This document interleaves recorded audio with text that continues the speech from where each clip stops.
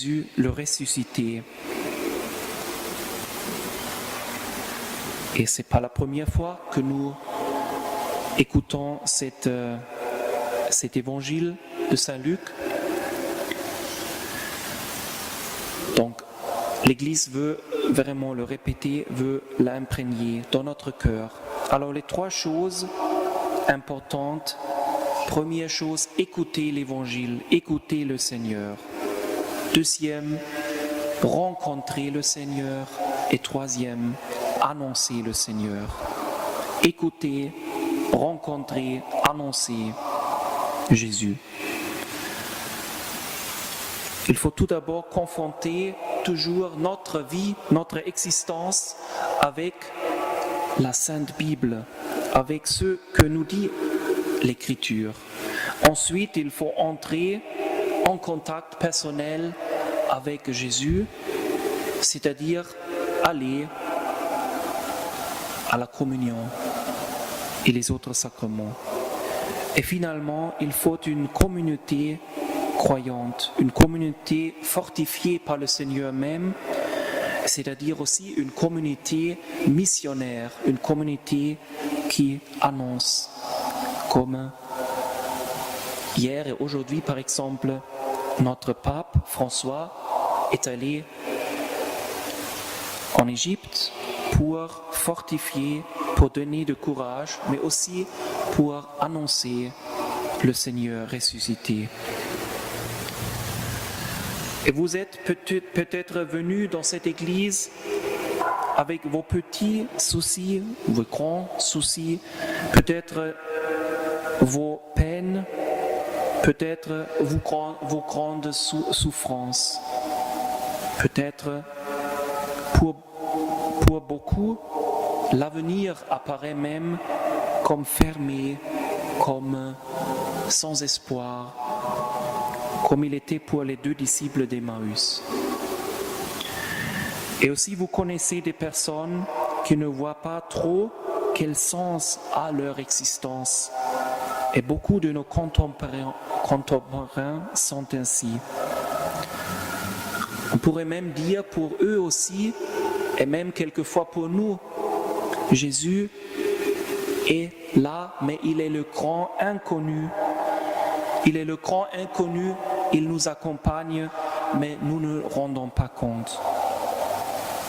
Donc prenons le récit de Saint Luc pour ceux qu'il a vraiment désiré faire, non pas seulement comme une épreuve pour la résurrection du Christ, mais aussi pour démontrer comment chacun de nous peut faire cette expérience de cette résurrection du Christ dans la vie, dans notre vie personnelle.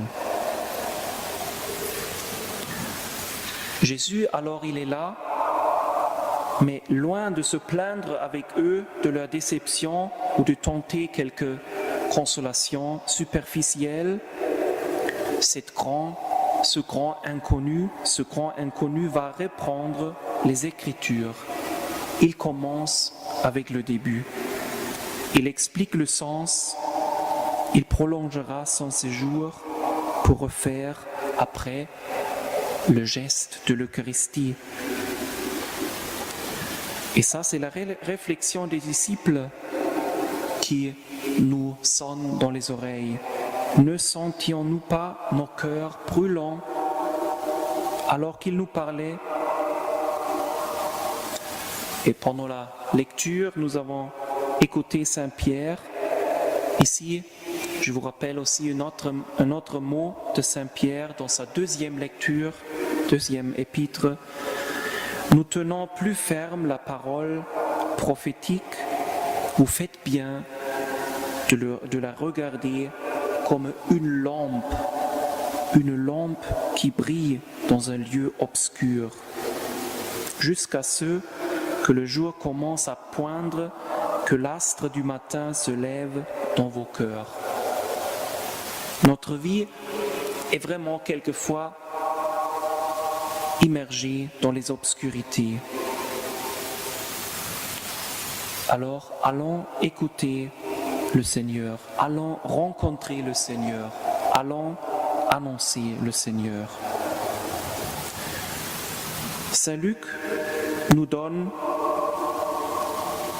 ce renseignement qu'en pleine célébration, en pleine messe, en pleine liturgie des débuts de l'Église, les apôtres, les fidèles, les croyants se montraient assidus à l'enseignement, donc à écouter, fidèles à la communion fraternelle et à la fraction du pain et à la prière.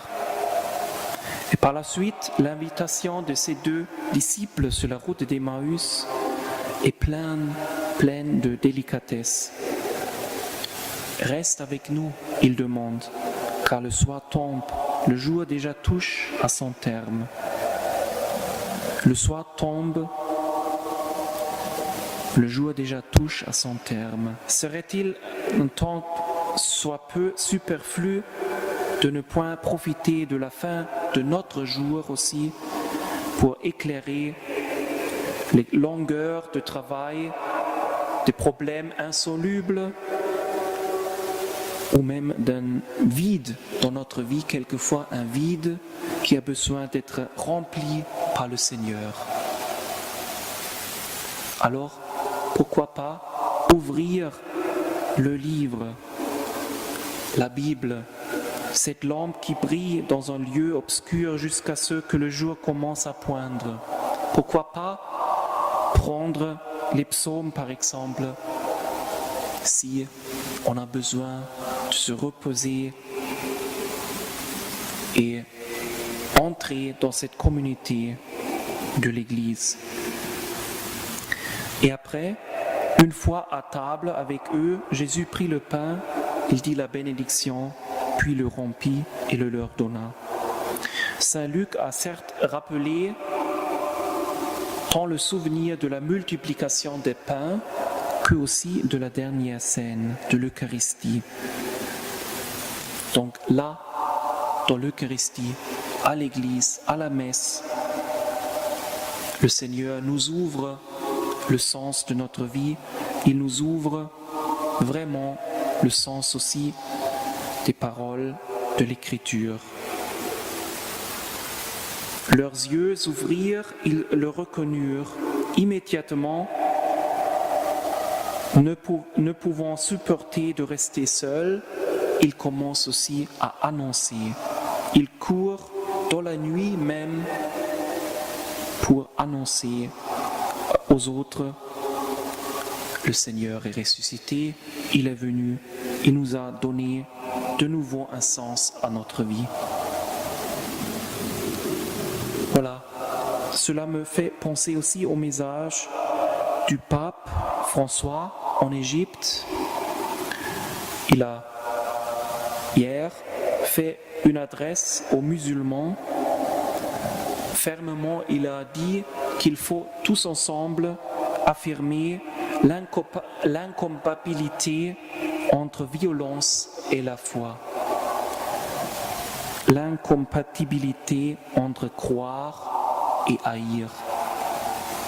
La deuxième chose, aujourd'hui, plutôt destinée aux chrétiens coptes, mais à tous, nous chrétiens, de témoigner notre foi sans répondre au mal par le mal.